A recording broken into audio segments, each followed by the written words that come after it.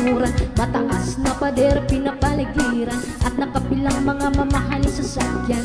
Mga bantay na laging bulong ng bulong, wala namang kasal pero marami ang nakabarong. Lumakas man ang ulan ay walang butas sa bubong. Mga plaktsara na hindi kilala ang tuto. Bugain ang sunyot pinanggatas na nasa kahon. Kahit na hindi Pasko sa lamesa ay mayaman. Sarap siguro manirahan sa bahay na ganyan. Sabi pa nila hindi tumuring matatakuan. Tao na lang mamayari ng isang upuan na pag may pagkakatao ay pinagagawan. Kaya naman hindi niya pinakakawan. Kung makikita ko lang masaya ay sisiguan.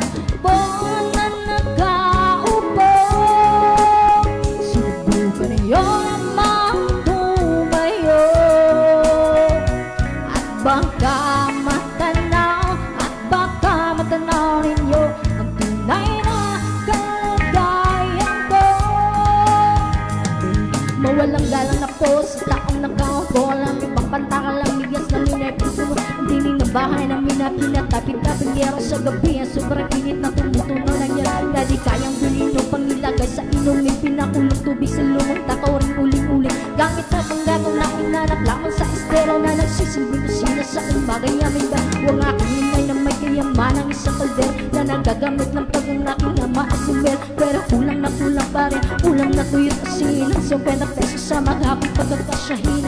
Di ko alam ko talagang maraming araw kung mataas na ng bako doon nagbubulag-bulag. Lamang po kayo kaasadaan ng pera nyo. Walang gusto na makapagkapalingaw ng mata nyo. Kaya huwag kang masyadong halata.